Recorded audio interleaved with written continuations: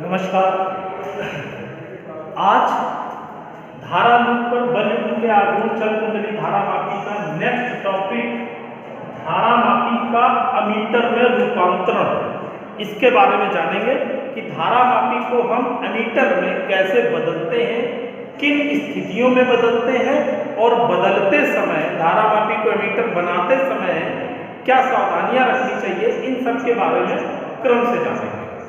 ठीक, चलिए वीडियो शुरू करते हैं। सबसे पहले जान लेते हैं एमीटर होता क्या है। एमीटर वह यंत्र है जो वैद्युत धारा को सीधे एम्पियर में नापता है। क्या होता है एमीटर?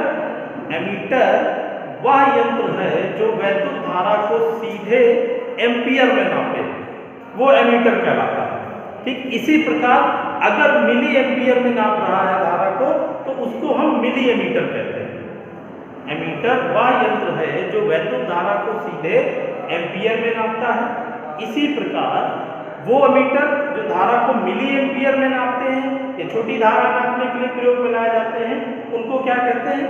उनको मिली एमीटर कहा जाता है। क्या कहा जाता है? मिली एमीटर कहा जाता है। तो सबसे पहले आते हैं चित्र के माध्यम से इसको समझते हैं। एक सेल जिसका विद्युत वाहक बल है हमारा E है। सेल का विद्युत वाहक बल कितना है? E है। एक परिपथ में लगा हुआ है, सेल से I धारा मिल रही है। दो प्रतिरोध R1 और R2 श्रेणी क्रम में लगे हैं। एक एमीटर भी परिपथ में जोड़ दिया गया। लेकिन अगर इस परिपथ में एमीटर ना होता, अगर परिपथ में एमीटर ना होता तो पहली कंडीशन है ये, फर्स्ट कंडीशन हमने क्या ली कि जब एमीटर परिपथ में नहीं, यानी ये नहीं जुड़ा हुआ है, तब धारा यानी सेल से जो धारा मिलेगी वो कितनी होगी? आपने पीछे किरचॉफ वाले का सूत्र पढ़ा है कि I बराबर कैपिटल E बटे R1 प्लस R2, कुल विद्युत वाहक बल बटे कुल प्रतिरोध। तो I बराबर कितनी धारा मिली? कैपिटल E बटे R1 प्लस R2, इतनी धारा प्राप्त हुई। कब?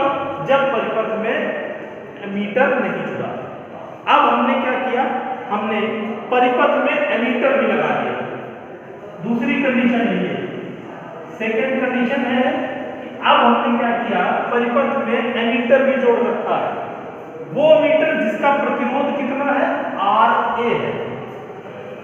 एमीटर, क्योंकि एमीटर बनाने के लिए कुंडली प्रयोग की गई होगी, तार की कुंडली प्रयोग की गई होगी। अब तार प्रयोग किया गया है तो उसमें फेरों की संख्या कुछ होगी, तार की लंबाई होगी। ठीक, तो उस एमीटर का खुद का प्रतिरोध कितना है? RA है। अब उसी सेल से कितनी धारा मिलेगी?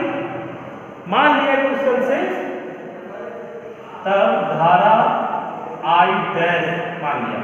I डैश कितना मिलेगा? सेल वही था, श्रेणी क्रम में जोड़ा है एमीटर, तो R1 plus R2 plus RA। Clear? अब देखिए, एक और दो की अगर हम तुलना करते हैं, एक व दो की तुलना करें, इसमें I किसके बराबर है? E अपान R1 प्लस R2। इसमें I डैश किसके बराबर? E अपान R1 plus R2 plus R2।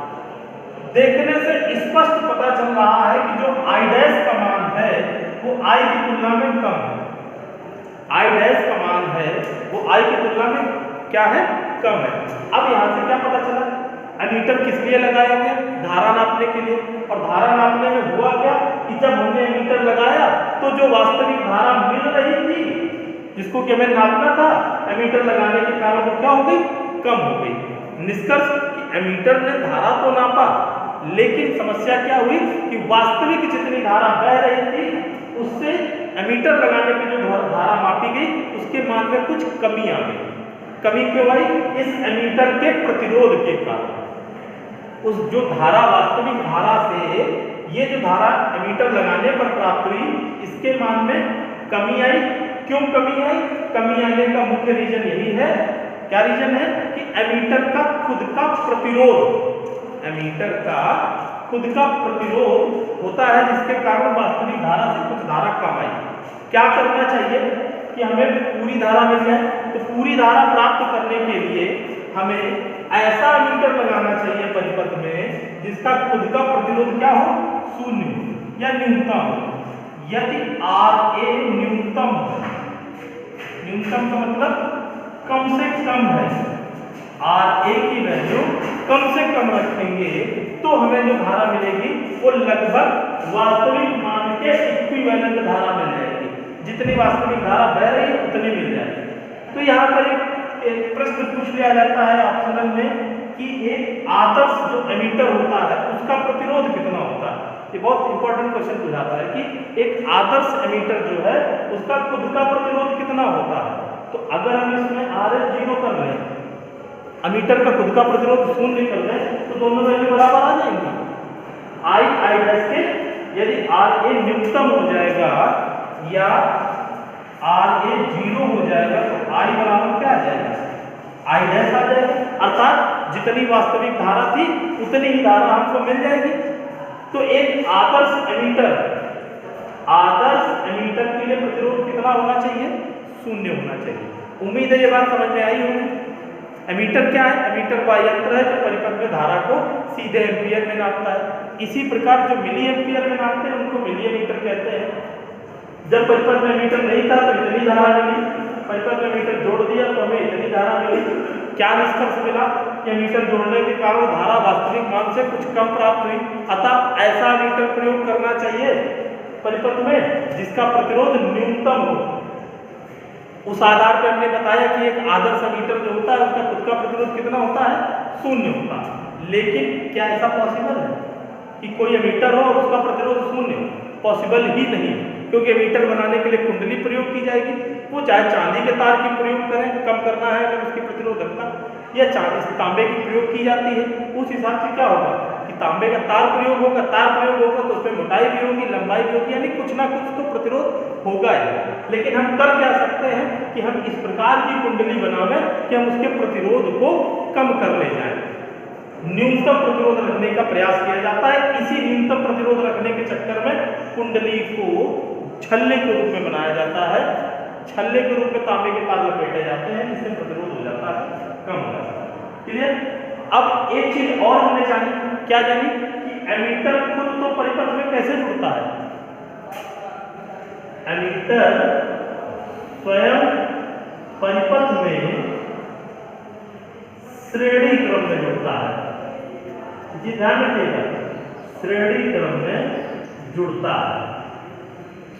Ammeter खुद परिपथ में कैसे जुड़ता है, श्रेणी क्रम में जुड़ता है। लेकिन हमारा टॉपिक क्या था, हमारा टॉपिक था कि धारामापी को एमीटर में बदलना है। तो अब इसको समझते हैं, धारामापी को एमीटर में कैसे बदलेंगे। एक धारामापी, उस धारामापी का प्रतिरोध है कितना, कैपिटल G। धारामापी का प्रतिरोध कितना है, कैपिटल G। एक स्रोत जिससे I धारा प्रवाहित हो रही है, हमने क्या किया कि धारामापी के समांतर क्रम में एक शंट जोड़ दिया या प्रतिरोध जोड़ दिया। धारामापी के समांतर क्रम में क्या जोड़ा, प्रतिरोध। प्रश्न आया कि समांतर क्रम में काहे जोड़ा, समांतर क्रम में हमने क्यों जोड़ा, श्रेणी क्रम में क्यों नहीं जोड़ा। तो उसका रीजन समझ लीजिए। अभी आपने देखा कि एमीटर का प्रतिरोध न्यूनतम होना चाहिए तभी सटीक धारा मिलेगी। तो प्रतिरोध न्यूनतम कब होता है, जब संयोजन समांतर क्रम में होता है। जब प्रतिरोधों को समांतर क्रम में जोड़ा जाता है तो ही संयोजन न्यूनतम मिलता है। न्यूनतम प्राप्त करने के लिए समांतर क्रम में जोड़ा जाना चाहिए। इसलिए इस शंट को धारामापी के साथ कैसे जोड़ते हैं, समांतर क्रम में। तो यहाँ से एक चीज निकल के आई कि एमीटर खुद तो कैसे जुड़ता है, श्रेणी क्रम में जुड़ता है। लेकिन धारामापी को अगर एमीटर बनाना है तो धारामापी को एमीटर बनाने के लिए हमें एक शंट को कहें या प्रतिरोध कहें, प्रतिरोध कैसे जोड़ा जाना चाहिए, समांतर क्रम में जोड़ा जाना चाहिए। धारामापी को शंट बनाने के लिए प्रतिरोध को समांतर क्रम में जोड़ा जाना चाहिए। क्यों जोड़ा जाना चाहिए, क्योंकि समांतर क्रम में ही हम प्रतिरोध को कम कर सकते हैं। समांतर क्रम में ही प्रतिरोध को क्या कर सकते हैं, कम कर सकते हैं। इसलिए धारामापी को एमीटर बनाने के लिए शंट कैसे जुड़े, शंट जुड़े समांतर क्रम में। एमीटर खुद कैसे जुड़ेगा, एमीटर खुद तो परिपथ के श्रेणी क्रम में जुड़ता है। एमीटर खुद परिपथ के श्रेणी क्रम में जुड़ता है, लेकिन यदि धारा मापी को एमीटर बनाना है तो शंट कैसे जोड़ेंगे? समांतर क्रम में जोड़ेंगे। क्यों समांतर क्रम में जोड़ेंगे? क्योंकि समांतर क्रम में प्रतिरोध का मान न्यूनतम होता है और हमें यहाँ पर न्यूनतम प्रतिरोध ही चाहिए, इसलिए। तो अब इसके माध्यम से समझ लेते हैं। एक परिपथ जिससे आई धारा मिल रही थी, धारा मापी के समांतर क्रम में एक शंट जोड़ती है। आई धारा चली, धारा मापी के सिरों पर चली गई IG अवेलेबल थी धारा मापी के सिरों पर, बची कितनी? I minus IG। वो I माइनस IG तो शंट के सिरों पर जाएगी, I माइनस IG शंट के सिरों पर जाएगी और यहाँ पर जाके फिर से दोनों मिल जाएंगे और ये धारा I होगी। तो G के साथ ये कैसे जुड़ा है? समांतर क्रम में जुड़ा। आपको अभी बताया कि समांतर क्रम में विभव क्या होता है? समान होता है, तो विभव समान कर दीजिए। विभव का सूत्र IR होता है। I की जगह IG, R की जगह G, प्रतिरोध है ये, तो IG गुणे G विभव हो गया, बराबर S प्रतिरोध है इंटू I माइनस IG। यहाँ से इसको IG को कहते हैं विक्षेप धारा। IG को क्या कहते हैं? विक्षेप धारा कहते हैं। तो विक्षेप धारा IG बराबर क्या आ जाएगा? S upon G into I minus IG। पुनः इस समीकरण को सॉल्व कर लेते हैं। IG इंटू G बराबर S का अंदर गुणा कर दिए SI minus S into IG वाले पद एक तरफ ले आए, IG उठ के इधर आ गया, अंदर क्या बचा? S प्लस G बराबर SI। उस शंट का प्रतिरोध क्या है? S बराबर IG into S plus G बटे I। IG हमारी है विक्षेप धारा, वो धारा जिसके कारण कुंडली में विक्षेप हुआ, और I क्या है? कुल धारा। बहुत सारे सवाल इनसे रिलेटेड मिलेंगे।